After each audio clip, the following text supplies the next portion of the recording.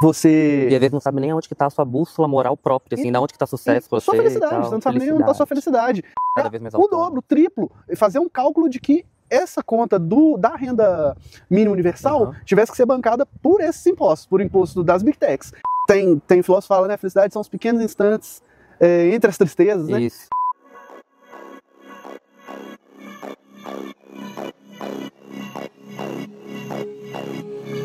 Olá, Airfryers! Sejam todas muito bem-vindas, muito bem-vindos, muito bem-vindos. Eu sou Robledo Magalhães e esse aqui, Frita Comigo, podcast bem-humorado de atualidades com falazadas quinzenais, aí no seu ouvidinho. Ele não é inocente. E ele não é inocente. Nem bobo. Exato. No seu tocador de podcast. A gente tá em Spotify, Google Podcasts, Deezer, como é que tem? Apple, tudo aí. E se não tiver, você manda um inbox, a gente tenta colocar, ver como é que é essa história aí. A gente vê com a nossa TI como é que resolve pra colocar. E hoje aqui comigo, Rafa! Erika Hilton! E aí, amigo? De novo nessa temporada. Da primeira vez a gente falou sobre guerra, hoje o tema é leve, hoje né? o tema é mais leve, falta emprego pra todo mundo. É isso aí. Linda, linda, linda. Porque hoje a gente vai falar, primeiro, como estopim pra esse episódio, a série Ruptura. Severance, não é isso? Na gringa? Severance. E que não liberam data da nova temporada. Você já terminou de ver? Terminei. Terminei semana passada. Chico correu por causa da gravação, gente, né? Tá por dentro. Muito obrigado. Feliz com o empenho. Mas também a gente vai pegar gancho para falar sobre o que tá rolando com o mercado de trabalho, mas também com o trabalho em si nos últimos anos, mas principalmente, lá vou eu pontuar de novo, pós-pandemia, porque foi um marco. O meu comprometimento nessa temporada é fazer todo mundo elaborar a pandemia na marra, que todo episódio eu tô voltando para falar disso. Mas a Mari, no episódio 2, deu uma ótima justificativa, pelo ângulo da psicanálise, assim, que a dimensão de um trauma a gente sempre elabora depois, porque na hora a gente tem que dar conta, né? Sim. E aí depois que a gente vai entendendo os ressous disso. Você é uma das cativas aqui do podcast, né? Uma habituê do Frita Comigo. Uma habituê que tem fandom, tá? Você tem... Anabelle. Mas ela quer ser desligada? Silenciando uma... Se ela ligar agora... Silenciando a criança. Bom, Rafa, a gente tem um abre aqui, vamos ver se ele inspira a gente. Inspirado pela série Ruptura, vamos fritar sobre o mundo do trabalho na era da ultraprodutividade. Isso eu acho interessante também pontuar. Ainda existem fronteiras entre o eu profissional e o eu pessoal. A gente deseja ou não deseja essas fronteiras? E o que acontece quando até o descanso vira tarefa, que aí vira mindfulness, do aplicativo de dar check no exercício e toda essa história. O trabalho, então, está mudando ou está colapsando. A automação, inteligências artificiais, elas estão redesenhando não só a função do trabalho, mas a função humana dentro da função do trabalho. E desafiando, claro, a nossa relação de tempo, valor, propósito, quando a gente fala que temos autônomos, mas o que é muito bem ser autônomo hoje em dia, se todo mundo está autônomo, né? Em um monte de serviço terceirizado, precarizado, blá, blá, blá, blá, blá. Vamos falar de tudo isso. Mas a primeira pergunta que eu quero te fazer é, farias a ruptura? Known as severance.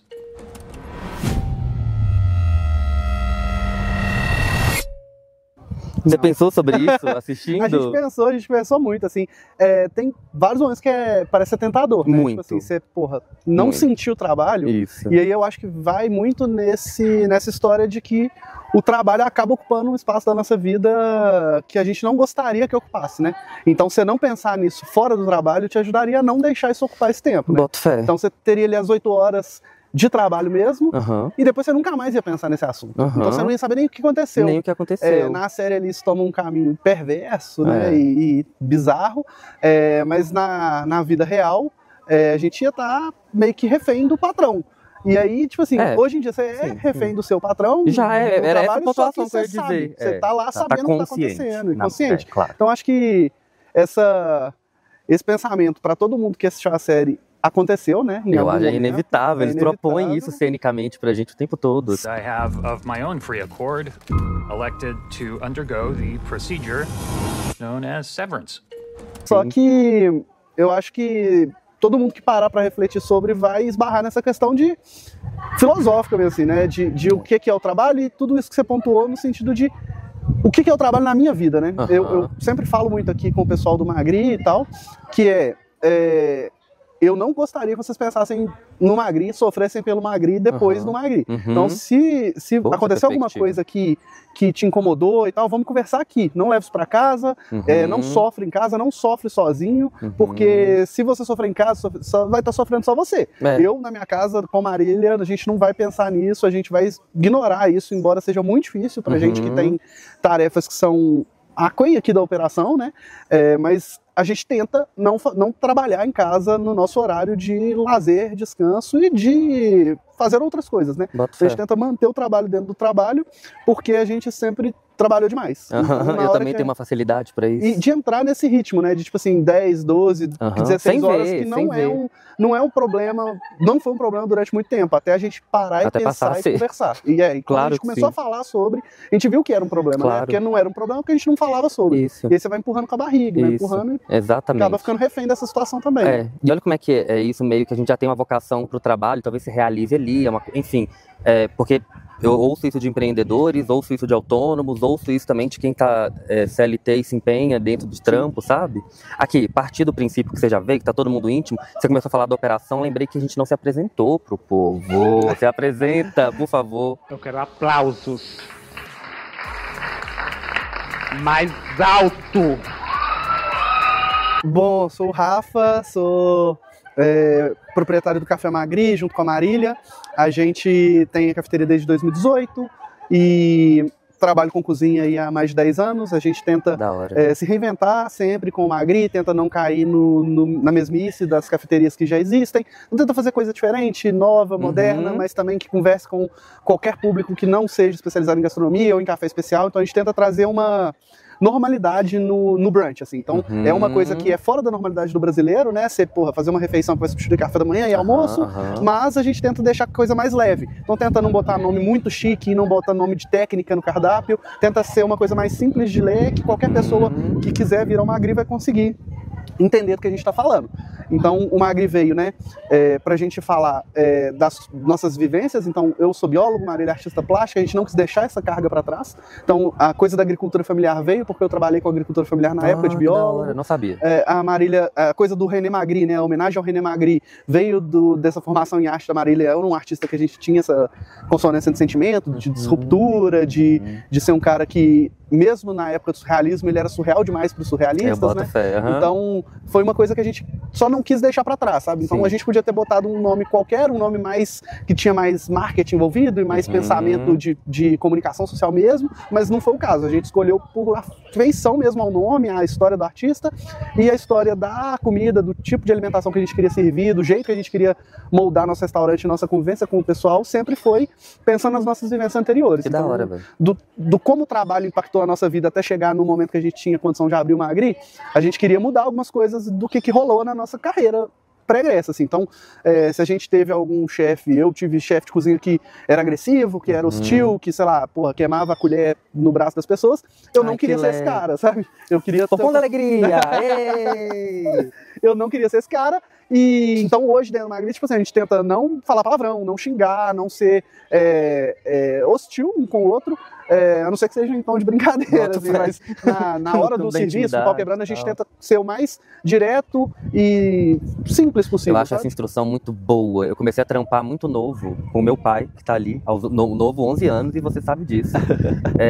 E o ambiente de trabalho, pelo menos eu entendi isso desde muito cedo, tinha que ser um ambiente outro.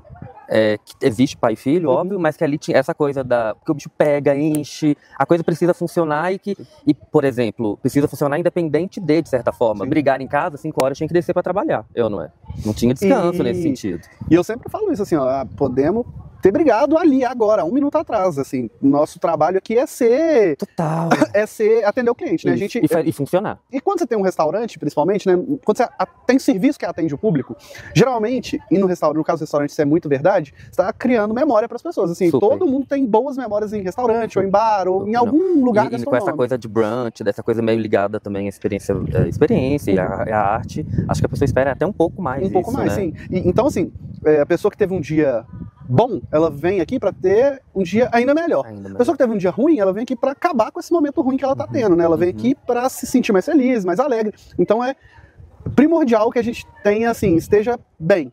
Então, eu trabalhei no Inhotim, era a mesma coisa, assim, você não pode chegar lá com cara de cu pro cliente, pro visitante do Inhotim, aqui é a mesma coisa. A gente tenta, e aí a ruptura se faz presente ali, né, tenta romper um pouquinho com a sua pessoa física ali, né, do momento que você tava brigado, ou que você acabou de brigar, ou que você acabou de ter uma notícia ruim, se você tem que desempenhar essa função, você tem que acabar ignorando esse sentimento e tal, né? Acho que a série foi muito perspicaz, porque eles colocam numa perspectiva distópica, ou nem tão distópica Uma assim. coisa que é muito real, né? Uma coisa que é muito real, exatamente, que é todo mundo tem o seu eu do trabalho. Sim. É aconselhado. Sim. Dão cursos a respeito. Oratória, posicionamento, blá blá blá. Então, de certa forma, a ruptura que aparece de forma muito radical na série seria uma simplificação. Sim. Você não vai precisar porque além de trabalhar, você tem que se preocupar em aparentar no trabalho, né? Tem esse outro lugar. E, assim, né? Eu acho que todo mundo... É muito difícil você conhecer alguém que não tem uma história quando trabalhou para os outros, de que teve uma situação específica que foi... alguém foi hostil, foi agressivo, mesmo quem não trabalha com o público. A gente tem essa... sei lá, quase que uma... teologia da prosperidade aqui dentro do trabalho, que é muito próxima dessa coisa da religião, de trazer a pessoa para um lugar de que ela tem que ser funcional o tempo todo, tem que aguentar todos os rojões o tempo todo, e isso vira meio que uma religião em alguns setores da sociedade, né? A publicidade é um deles, a cozinha é outro, dentro do militarismo isso é muito comum ambiente também. corporativo, tem códigos outros mais específicos, Pô, você da vê roupa, da gravata. esse negócio do sininho, né, tá na moda dele de ambiente corporativo. Eu antes só tinha visto no mercado financeiro, né? Também. Bateu a meta, bate sininho. Esse dia eu tava no Instagram lá, zapeando stories, um amigo meu advogado ganhou uma ação. Tem lá mais 20 advogados dentro da sala e ele foi lá, bateu o sininho. Tipo assim, pô, você tá desempenhando um trabalho sério que mexe com a vida de pessoas. Pô, o outro lado lá, não sei o que era a ação, nem quero saber se é trabalhista, civil, criminal. O outro lado tá perdendo a ação, você tá comemorando sobre isso. Exato. E aí, se você para refletir, né, você quer refletir sobre os aspectos da vida, nesse modelo que a gente vive, você sempre tá comemorando a derrota de alguém. Porque a gente é posto pra competir o tempo horário todo, local né? do lacre, 3 e 2. Então você sempre tá comemorando a derrota do coleguinha, né? Então, Exato. O cara, quando ele vai lá bater o sino, Nossa, ele tá batendo o sino por causa de quê? Porque o outro não bateu o sino. E esse outro, ele não bateu porque não conseguiu, então ele tá se sentindo mal. E você tá cagando, né? Você inclusive fica com raiva se não comemorar a sua vitória. Exatamente. E isso é, porra, muito problemático. Dito isso, eu achei altamente engajável. E que eu acho um pouco da lógica doida que tá todo mundo entrando. Porque tem que ter essa coisa, bem americana, inclusive, da comemoração dentro do profissional, assim, né? Sim. E aí imagina, coloca uma tela, grava, vai ter uma comunidade torcendo para que viralize, para que corra cada vez mais, né? Sim. A gente tira de vista isso que você falou, que eu achei maravilhoso, que é dentro do sistema, como ele está estruturado, para um ganhar, o outro tá perdendo.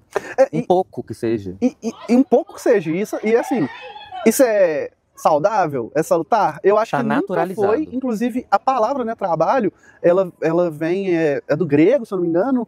E mentira que você vai trazer essa etimologia. Eu gosto muito de etimologia. Eu acho que é do grego mesmo, tripalium, que era um instrumento de tortura, né? Na época, assim. Então, assim, nunca Rafa, se a gente estiver incorrendo em fake news. Não, isso é verdade. E arrasou. Isso é uma coisa que não é coincidência, é porque trabalhar era a pior parte do seu dia. Mudou muito lá pra cá.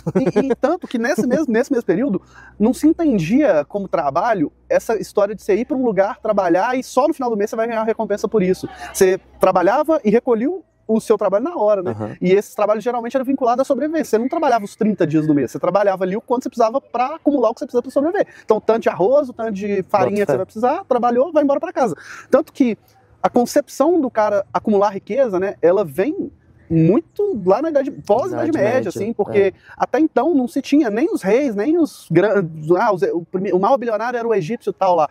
Não se tinha essa concepção, essa ideia de ser rico, de acumular riqueza, porque não fazia sentido, você vai morrer, vai acabar e tal. Tanto que os caras se enterravam com todo o ouro que ele acumulou ali. Então, eu acho que tem essa história que a gente deixou o trabalho e a produtividade ser a nossa maior virtude hoje. E é muito, eu acho, dessa cultura ocidental e americanizada, assim, de que a gente só dá certo se estiver ganhando dinheiro, e o dar certo é muito individual, só que quando você não pensa criticamente sobre as coisas, você acaba só indo no efeito manada. E às vezes não sabe nem onde que tá a sua bússola moral própria, assim, onde que tá sucesso pra você. Sua felicidade, você não sabe nem onde tá a sua felicidade. Tem uma frase de um amigo meu que é assim, né? à procura da felicidade sem saber o que você é direito. Aham. Então, você nem sabe o que é felicidade pra você, porque Isso. você tá buscando. E aí a felicidade, às vezes, fica parecendo que é o fim de semana, que é o Exato. carnaval, que é uma coisa ou outra. Sendo que tem filósofo que fala, né? Felicidade são os pequenos instantes entre as tristezas, né? Isso. E aí a gente tentar Suspeita que aproximar seja. melhor, assim, a felicidade do menor ponto da tristeza, eu acho que vai muito disso, assim. E o trabalho nem sempre precisa ser triste, né?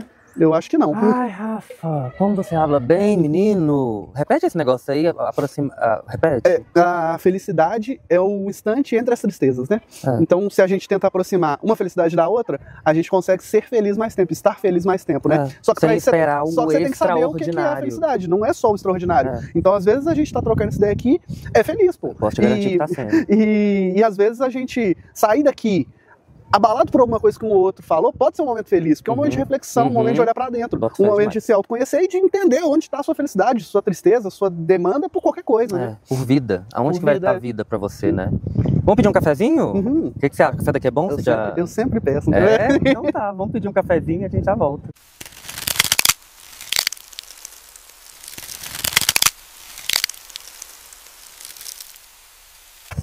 Toda. Muito obrigado, amore. Obrigado. Aqui, vamos trazer aqui on camera o ponto que a gente estava falando de ruptura, que eu achei muito bom o que você falou.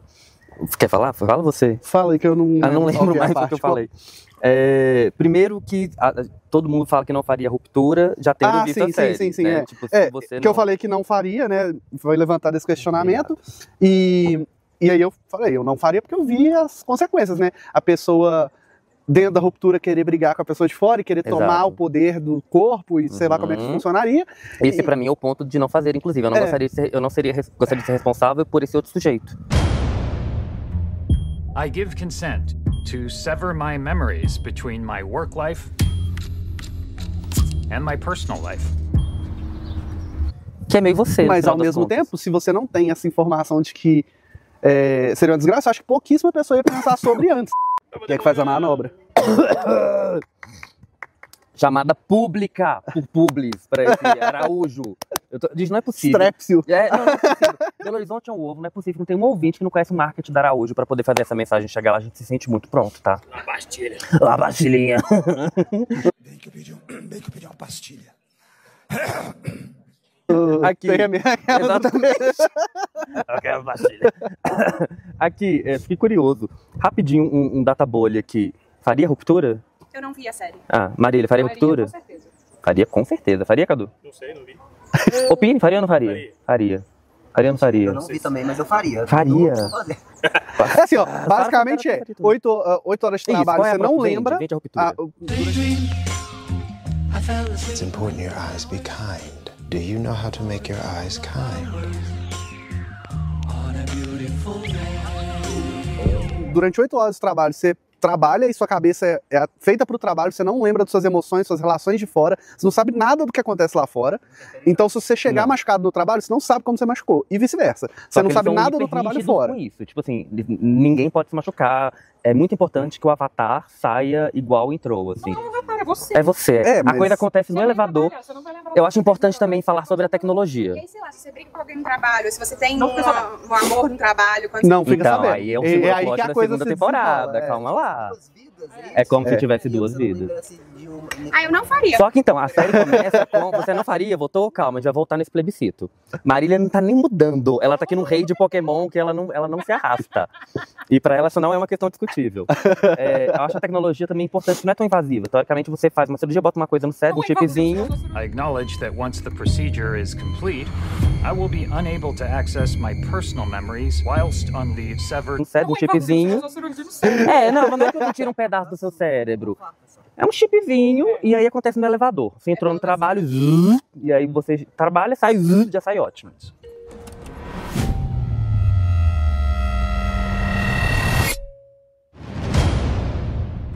Sabe? E é como se fosse um piscar de olho, assim. Então você entrou pro trabalho, Por isso que eu falei que a piscou. tecnologia é importante. Não é que todo dia vai ter que ter uma parada. Você fez, acabou. Entrou um negócio ali, virou outra vida. É isso. Eu achei interessante, assim, Isso. porque acaba querendo ou não interfere uma coisa na outra. Não, interfere. Na vida pessoal, é só... Meu ponto é, eu não gostaria, entendendo eu, como o objeto A, o ser A principal, que vai escolher pela ruptura, eu não gostaria de ser responsável por essa outra pessoa entendendo que eu sou o sujeito A. tipo assim, eu poderia acabar, não quero mais fazer isso, teoricamente. Na série é bem difícil isso acontecer, mas não quero mais. Então, em algum ponto, imagina, com 5 anos vivido, essa pessoa tem 5 anos vivido lá dentro. E aí você vai você matar esse é uma cara, eutanásia? né? Como é que eles tratam isso na série? Os personagens só somem no corredor, né? No corredor de Ele cria uma despacho. história para os trabalhadores, né? Então, quando a pessoa tá trabalhando, ela tem ali, por exemplo, a gente teria aqui uma feição entre nós e tal, mas eu não lembro de ser lá fora. Só que quando essa pessoa acontece alguma coisa, ela é demitida ou morre lá fora, eles sempre falam que ela aposentou. Então a Isso. história é sempre que aposentou. E tem cabras no meio. Eles lá no meio, é um grande... Gente, a gente tá vendendo a série, né? De quem que é essa série? Não sei. De quem que é a série? Do Apple. Apple. Da Araújo a Apple TV. Quem quiser patrocinar, a gente tá pronto. Não, mas é interessante que as cabras são meio um ícone da genética, né? Sim, e tal. Tem uma coisa meio seita também junto, que tem o tal... Qual que é o nome? O principal. Tô com a gatão na cabeça aí, não é? Esse é da filosofia lá. Eu esqueci. É o Kier. Não é o Kier? Aí tem uma coisa dos mandamentos de Kier e tal. Tem uma coisa também que... um pequeno spoiler, mas qualquer coisa eu corto. Que aparece 2 deles, né? Teoricamente existe um outro corpo no episódio do Gelo, por exemplo. Sim. E ninguém tá explicando. Então não é só eu. Tipo assim, aquilo não é uma projeção digital. Talvez tenha um outro ele. E tem um momento que a menina entra como ela mesma, né? Em algum momento eu pensei, dona da esse elevador é o elevador do Gugu, da pegadinha do Silvio Santos, aí tira a parede, põe outro avatar, volta e eles estão compartilhando o mesmo cérebro. Mas vendo direito a sério, eu acho que minha teoria não se sustenta. No começo, a ruptura uma é dita, escolha, ela não é tipo escondida. é tipo, uma a cirurgia escolha. tem o dom Não é sobre todo ela. mundo da Faça sociedade. a ruptura, escolha você. Isso. Só que tem uma parada assim, quem escolhe fazer ruptura não trabalha junto com as pessoas que não fazem ruptura. Então você trabalha no andar da São vários ruptura. andares de ruptura. E por isso que cria isso que eu acho muito interessante da série, que cria um outro eu.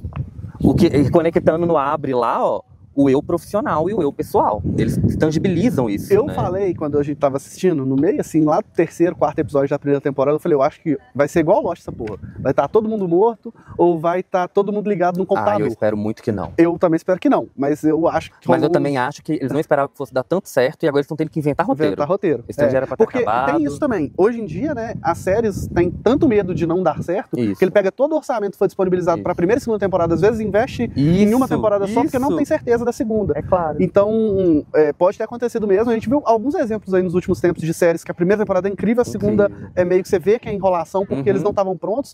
Eu tava assistindo ontem The Bear, né? Sim. E a segunda temporada Você dá triste. conta de ver, velho?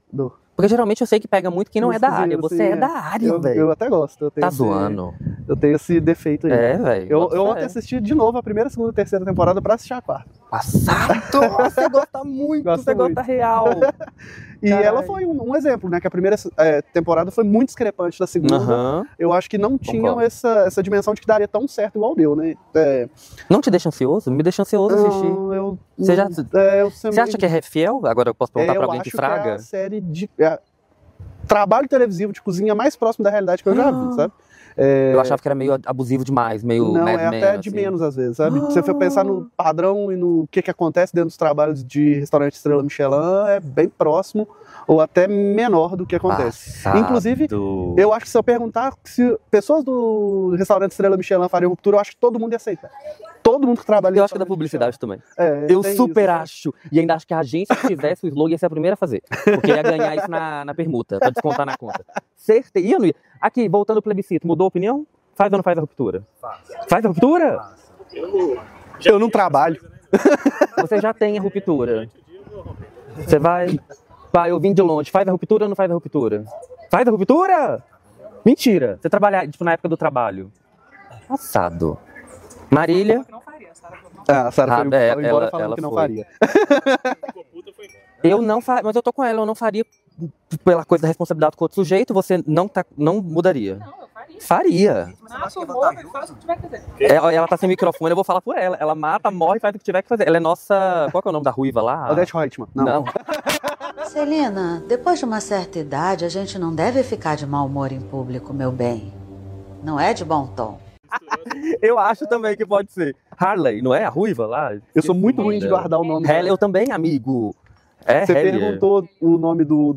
Eu já esqueci? Do Kier. Eu simplesmente Sabe não que eu lembro o nome lembro? de ninguém da série. Mas é porque o dele parece Kefir, que minha mãe criava. Não é? Aí eu associei na minha cabeça. E o principal tem o nome do The Office. Eu não sei qual que é o... Você também não sabe? Eu continuo com a minha que não faria, você... não faria, mas assim, porque eu sei da série. Se eu série. não soubesse, eu acho que eu faria, porque eu não teria pensado nos desdobramentos daquilo da forma que eu pensei, né? Então, eu não acho que eu pensaria nesse sentido de vai existir um outro Rafael e ele vai se desvincular da minha personalidade do que eu sou aqui fora. Vão ter E escolhas que próprias, blá, blá, dentro blá. da série isso acontece. As pessoas são mais simpáticas ou menos simpáticas, mais empáticas, mais amáveis. Então, Isso. eu acho que eu não teria essa profundidade de pensamento. Se fosse pra falar isso, eu escolheria nesse sentido de, pô, qual a desvantagem de eu não lembrar de 8 horas de trabalho? Nenhuma. Então eu quero fazer. Acho que eu tô contigo, vou fazer da minha sua resposta. Vou somar 2 votos no seu time, porque foi bem pensado mesmo. Tem essa coisa que eu achei interessantíssimo também, se o seu interno, que é como eles chamam, né, o interno e o externo, se o seu interno se relaciona com alguém lá dentro, é traição? E se é ele engravida alguém lá dentro. E eu digo acho que você mais. já tá falando de outras temporadas, mas eu boto fé. E digo mais. Acho que vai rolar. Se a pessoa... E já puxando um gancho dos tópicos lá que a gente estava levantando, né? Se a pessoa mata alguém dentro da ruptura, ela pode ser responsabilidade penalmente fora da ruptura? Então, ela foi lá e assassinou o cara lá dentro. Ele vai ser preso fora, ele vai passar as 8 horas preso dentro de uma cadeia e depois ele sai e vive a vida porque não foi a mesma pessoa, foi a mesma pessoa. Então, traz isso um pouquinho para a coisa da inteligência artificial, né? A OpenIA vai ser responsabilizada caso o ChatGPT, por exemplo, espontaneamente comece a entrar nas redes e fazer algum ataque a algum tipo de instituição financeira ou faça uma escolha errada em relação a algum tipo de notícia, enviese algum tipo de pensamento. E com quem fica essa responsa? E quem é responsável por fiscalizar, caso isso seja a responsabilidade da OpenIA, né? É o governo do Brasil? É um conjunto de governos, uma entidade internacional que vai ter essa responsabilidade a partir de agora. Então, a gente tem hoje, acho que são 3 macro-áreas assim, que tenha algum tipo de legislação, algum tipo de conversa sobre o assunto. Eu sei que a União Europeia tem. Isso, eles são os mais avançados. São os mais avançados. Exato.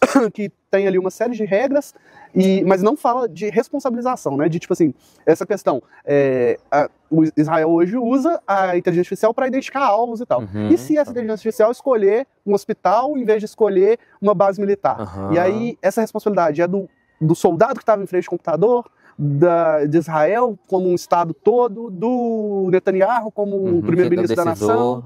Então, essa responsabilização eu acho que vai ser a coisa que a gente ainda mais vai ter debate, porque ninguém vai querer colocar só seu peito na frente, né? O dono da inteligência artificial não vai querer ser a pessoa que é responsabilizado, no mesmo sentido de que hoje, aqui no Brasil, o Facebook, o Instagram, o Google estão fazendo um lobby violento por conta da coisa do STF, que votou favorável, né, pela responsabilização das redes em crimes de ódio, em crimes de discriminação.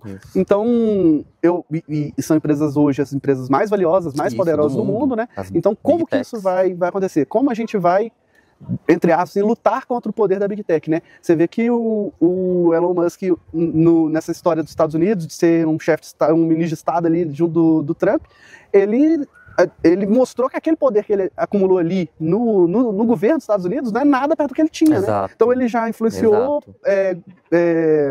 ruptura democrática em alguns países, ele já comprou terra aqui no Brasil, ele já mudou as diretrizes do Twitter no mundo, demitiu 90% do seu quadro de funcionários, porque era woke demais. Então, esses caras já têm um poder hiper acumulado. Infinito. Quem que prende o Elon Musk? Onde que prende o Elon Musk? Sei lá. Sabe? Não vai. Será que eu acho que isso é uma headline muito boa, mas não é factual, não. Até nesse ponto, manda. Quem pega esse cara? E aí, beleza, deportou, vai deportar pra onde? Pra África do Sul, beleza. Ele vai pra qualquer outro lugar do mundo, menos pros Estados Unidos. Exato. Mas nós vamos, como é que fala? Sancionar quem aceitar dinheiro do Elon Musk. Grande parte do dinheiro do mundo. Então, assim, do dinheiro disponível, o cara... de quem ele influencia, né? Porque tem essa coisa também, o dinheiro grande mostra os amigos, junto. E aí os outros bilionários se sentirem ameaçados vão começar a fazer corrente com ele. Então, acho que cada vez mais essa discussão vai tomando corpo pro nós contra eles, né? Fiquei muito com isso que você falou, de quem é a culpa, de quem é a responsa. Em muitos âmbitos, eu acho que essa pergunta é chave quando a gente vai falar desse futuro do mercado de trabalho associado à tecnologia, associado às inteligências artificiais e tudo mais. Porque a gente já vê hoje, por exemplo, o motorista do Uber, o cara que está transportando rango e tal, né? Ainda brigam justamente por essa questão, se o cara se machuca, de quem é a responsa, como que é remunerado. Essa responsabilização, eu acho que tinha que ser pensada um pouco mais além, até porque para mim essa é óbvia, mas no sentido de E quando não tiver mais trabalho, quando o carro for autônomo e você pedir Uber e chegar um carro sem motorista, aí eu acho que a Uber tinha que pagar uma taxa ainda maior. Hoje ela tinha que pagar a taxa que é vinculada ao CLT, pra mim isso seria o justo, embora eu não ache o regime justo. Mas eu acho que tinha que ser isso, porque é a regra que a gente tem hoje. Então, vai pagar ali FGTS, férias, tudo. Isso. Agora, a partir do momento que você deixa de ter um trabalhador para ter uma máquina, então a Amazon que tem lá os carregadores hoje, que são todos robôs e tal, eu acho que você tinha que pagar o dobro, o triplo, e fazer um cálculo de que essa conta da renda mínima universal tivesse que ser bancada por esses impostos, por imposto das Big Techs. Então, toda vez que você exclui alguém do mercado de trabalho, você paga para as pessoas não estar mais trabalhando, por essa pessoa não estar mais trabalhando. Para a gente poder justamente localizar essa responsa, porque senão vai cair sempre do lado mais fraco, que a população vai ficando sem emprego, estressada, sem perspectiva de vida. E a desculpa, né, assim, não, porque quando você é autônomo, você tem a possibilidade de escolher seu trabalho e se romantiza essa história. E nunca foi assim. Na história da humanidade, toda vez que você teve que negociar com o cara que estava acima de você, ou você rompia a instituição fazendo algum tipo de revolução, algum tipo de guerra, ou você aceitava e calado, e continua fazendo, e vai indo, e fica ali nessa linha que está sendo imposta, nesse caminho de vida que está sendo imposto. Então, e aí...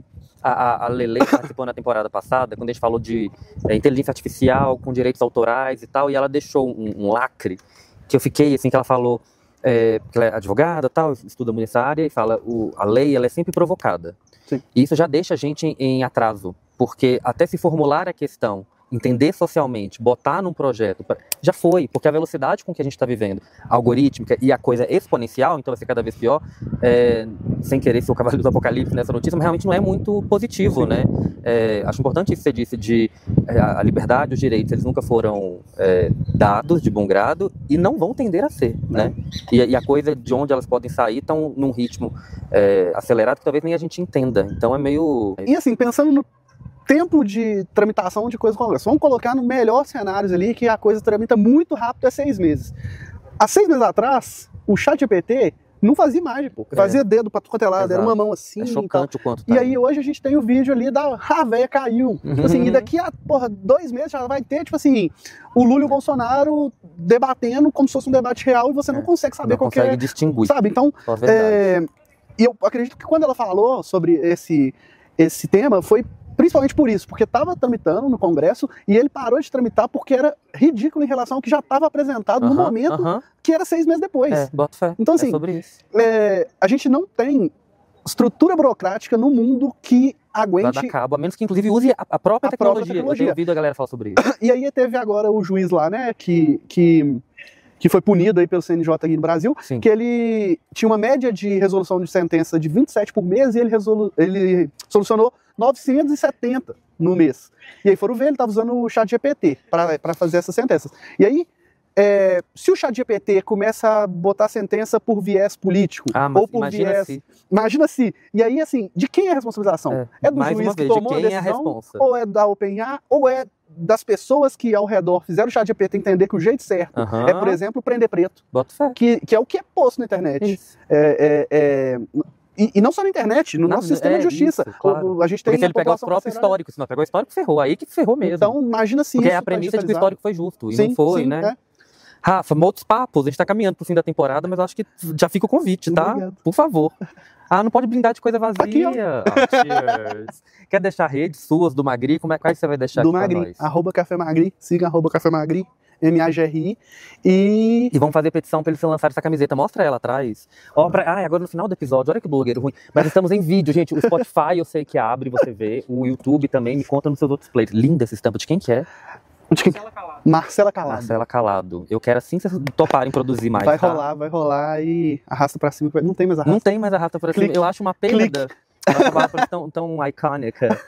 E pra quem quiser continuar papeando comigo, eu tô na minha outra bandeira de que eu não vou ter mais um perfil. 2 já me basta, eu tenho o meu perfil pessoal e profissional, RoS2 Marketing MKT, então é RoS2 MKT, em todas as redes sociais. Frita comigo, disponível em todas as plataformas de áudio. Se por acaso não estiver na sua, você me manda um inbox pra gente descobrir, porque a integração foi feita. Então é pra estar em todas mesmo. Um beijo, estamos caminhando pro final da temporada, então o próximo episódio é o último. Bicha, eu não sei se... Beijinho, até o próximo papo. Tchau! Calma aí que tem mais uma parte. Esse é o Frita Comigo, um podcast de produção independente que só aconteceu graças a umas ideias malucas, muito café e gente criativa. Roteiro e apresentação, Robledo Magalhães. Vídeo e direção fotográfica, Cadu Passos. Produção e cenografia, Sara Valverde. Oferecimento e apoio, Café Magri. Obrigada por ouvir até aqui e até a próxima fritação.